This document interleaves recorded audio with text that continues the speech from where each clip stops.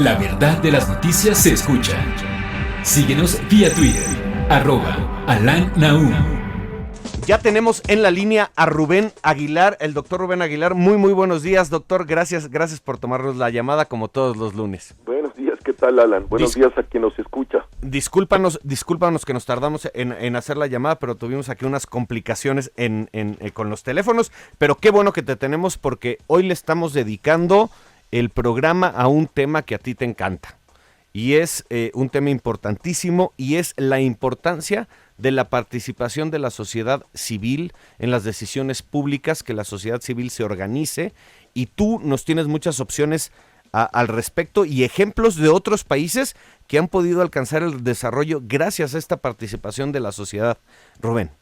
Pues sí, primero, que es un tema como tú planteas realmente importante.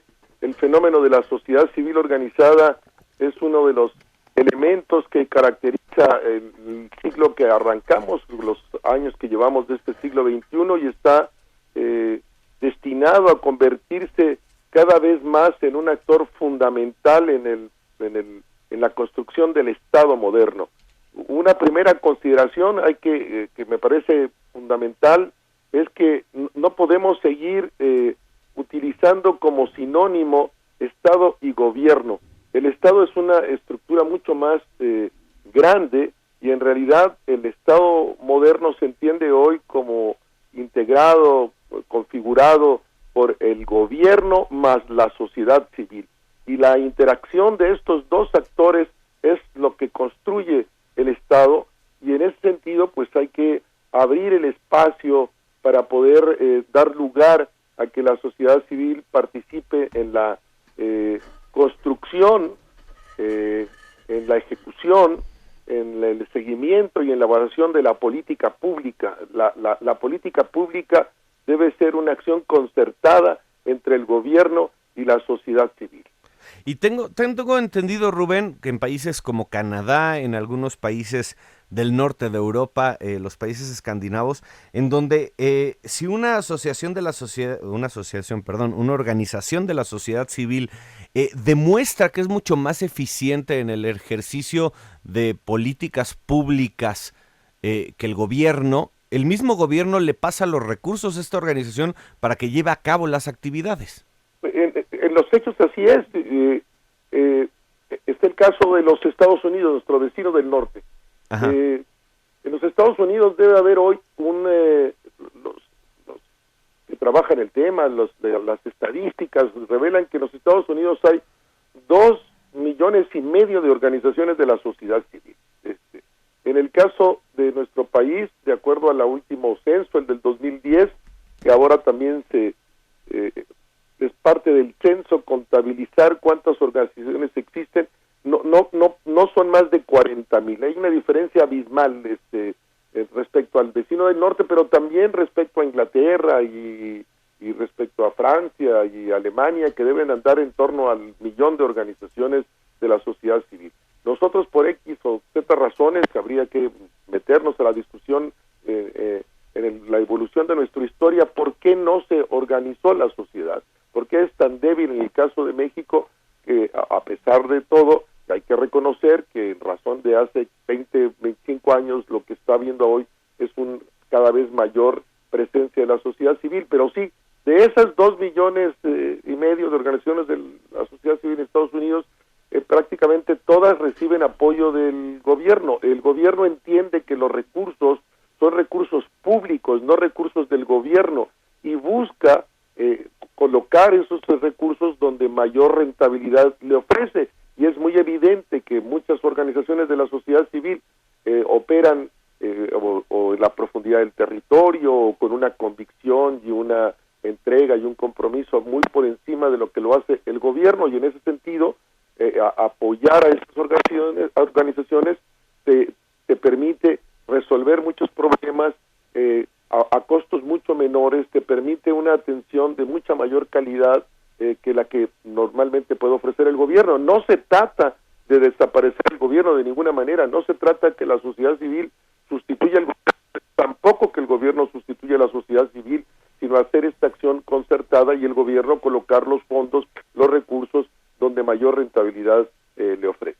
Pues como dicen, la mayor sociedad que sea posible y solo el Estado que sea necesario. Y con respecto a lo de los recursos que decías, oí una cifra que no sé si es la correcta, pero hay programas, por ejemplo, que por el costo de la burocracia, por el costo de todo lo que conlleva el propio Estado, al final, en ciertos programas, llegan 30 centavos de cada peso a los ciudadanos, y si estos fueran operados por una organización de la sociedad civil, llegarían 70 centavos de cada peso directo a la ejecución del programa. No solo es mucho más importante, sino aparte es mucho más barato los costos de operación para estos, y te hago una pregunta a raíz de esto. ¿No será un problema de las leyes, de la falta de libertades políticas que tenemos en México como para acceder? Pues apenas en el 2014 seguimos esperando una ley secundaria en materia política para poder hablar de referéndums, poder hablar de iniciativas ciudadanas.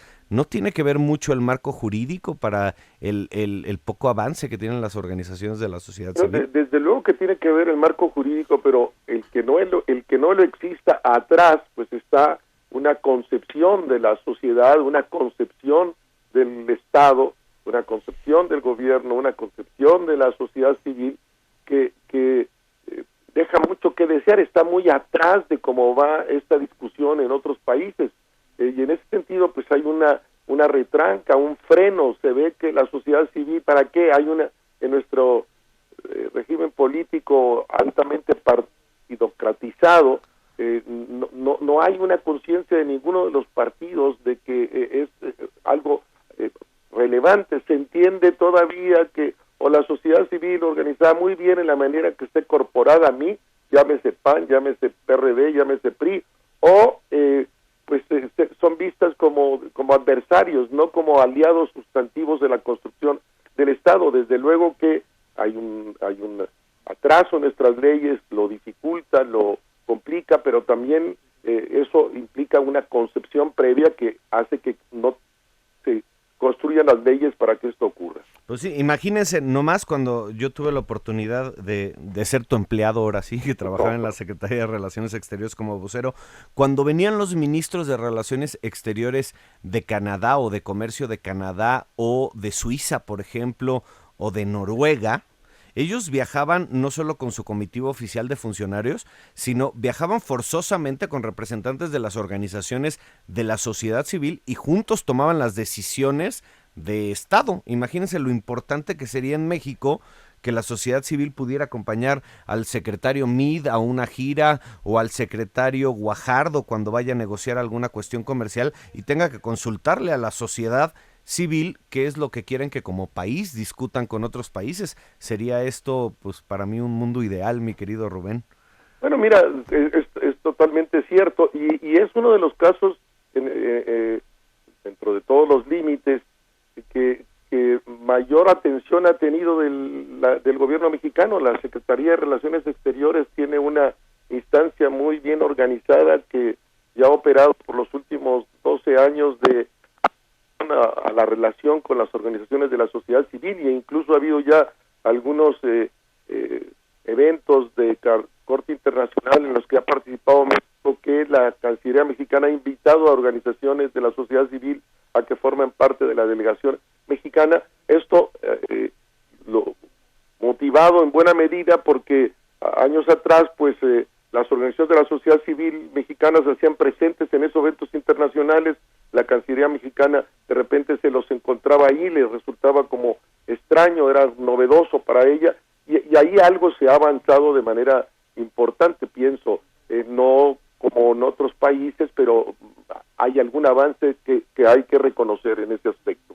Y existe un libro publicado por ti, Rubén, en el que la gente puede meterse un poquito más a entender este rollo de las organizaciones de la sociedad civil y lo importante que es que empiecen a participar. No sé si nos pudieras compartir la información de tu libro. Sí, es un libro que se llama La Sociedad Civil en México, que está editado por Miguel Ángel Porrúa, y en ese texto pues planteo cómo yo veo por un lado la concepción de la sociedad civil, el desarrollo histórico del concepto, por otro lado el desarrollo histórico de la sociedad civil, en particular en el caso mexicano, también la sociedad civil y cómo hay un fenómeno de globalización de la sociedad civil y cómo entender esta realidad, cómo contemplar la participación de la sociedad en la vida, en la construcción de la política pública, que es un tema que ya hemos mencionado, y finalmente como hacia dónde va la sociedad civil organizada, cuáles son sus retos, qué es lo que debería de hacer para fortalecer su posición en una sociedad como la nuestra. Básicamente este es el texto y se llama pues La Sociedad Civil en México, editada por Miguel Ángel Porrúa.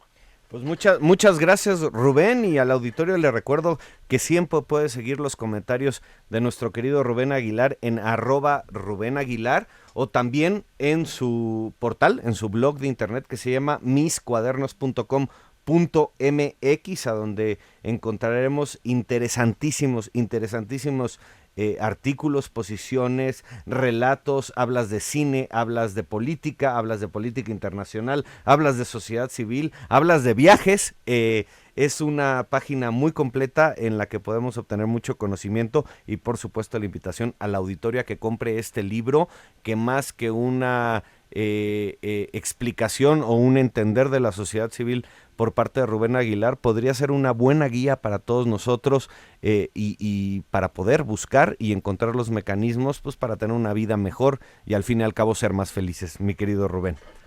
Pues un abrazo, sí, es así, hay que tomar conciencia de que la sociedad civil organizada es un actor fundamental en la construcción del Estado y que día con día que avance este siglo lo será más, y que necesitamos ponernos a tono con lo que está ocurriendo en el resto del mundo en este campo. Muchas gracias, Rubén Aguilar, gracias por estar aquí y nos escuchamos el lunes que entra. Nos escuchamos el lunes que entra. Buen día a todo nuestro auditorio, un abrazo. La verdad de las noticias se escucha. Síguenos vía Twitter, @AlanNahum.